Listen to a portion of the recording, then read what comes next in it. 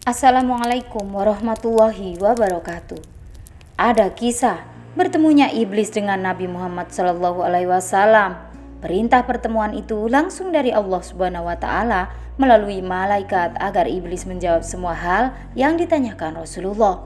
Bagaimana kisahnya? Tonton terus channel ini, tekan tombol subscribe, klik lonceng, dan share. Terima kasih.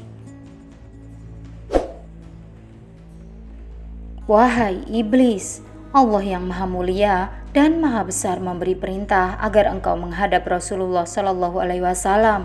Tutur malaikat.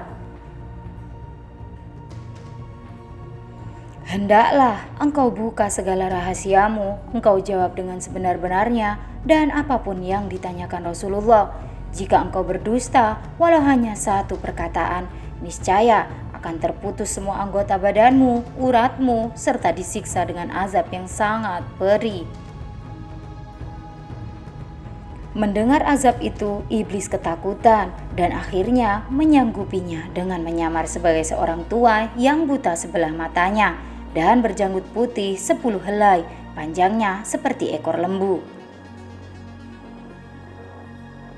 Saat sudah berhadapan dengan Nabi Muhammad, iblis memberi salam, namun tak mendapat respon. Hingga 3 kali salam itu juga tak dibalasnya.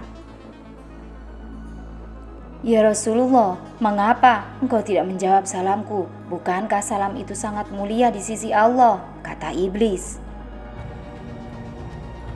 Nabi Muhammad menjawabnya, hai seteru Allah, kenapa engkau menunjukkan kebaikanmu? Janganlah engkau mencoba menipuku sebagaimana engkau tipu Nabi Adam.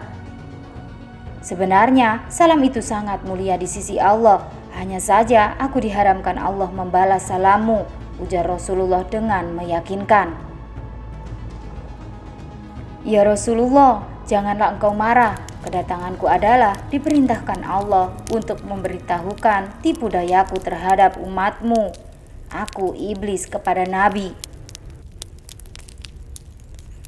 Beberapa saat kemudian, Rasulullah mengajukan beberapa pertanyaan. Jika umatku berpuasa karena Allah, bagaimana keadaanmu? Mendengar pertanyaan itu, tubuh iblis ketakutan dan menjawab, ya Rasulullah, inilah bencana yang paling besar bahayanya untukku, jawab iblis. Apa maksudmu? Tanya Rasulullah. Iblis menjawab, apabila masuk bulan Ramadan, maka memancarlah cahaya arsy. Bagi orang yang berpuasa, Allah Subhanahu wa Ta'ala akan mengampunkan segala dosa yang lalu dan digantikan dengan pahala yang amat besar, serta tidak dicatatkan dosanya selama dia berpuasa, jawab iblis. Lantas, apa yang kau resahkan? Tanya Nabi. Yang menghancurkan hatiku adalah malaikat dan semua isi alam yang siang malam mendoakan ampunan bagi orang yang berpuasa, jawab iblis lagi. Jika memang demikian, apa yang akan engkau lakukan kepada umatku? Tanya Rasulullah.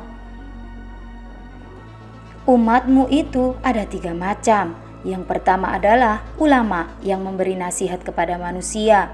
Yang kedua, umat Anda yang sabar, syukur, dan ridho dengan karunia Allah Subhanahu wa Ta'ala, ujar iblis.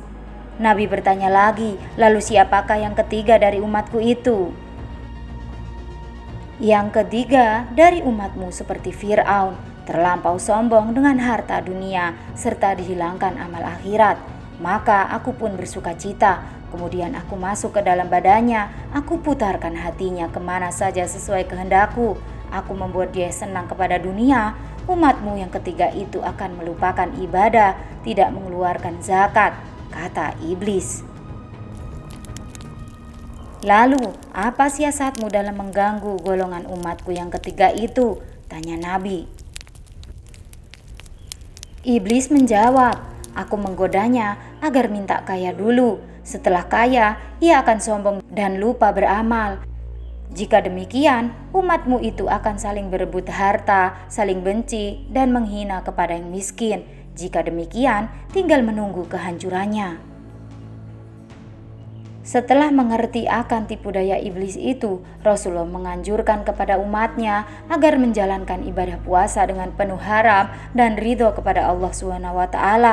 Semoga kita semua bisa menjadi hamba yang benar-benar ikhlas dan tulus dalam berpuasa. Wallahu a'lam bishawab.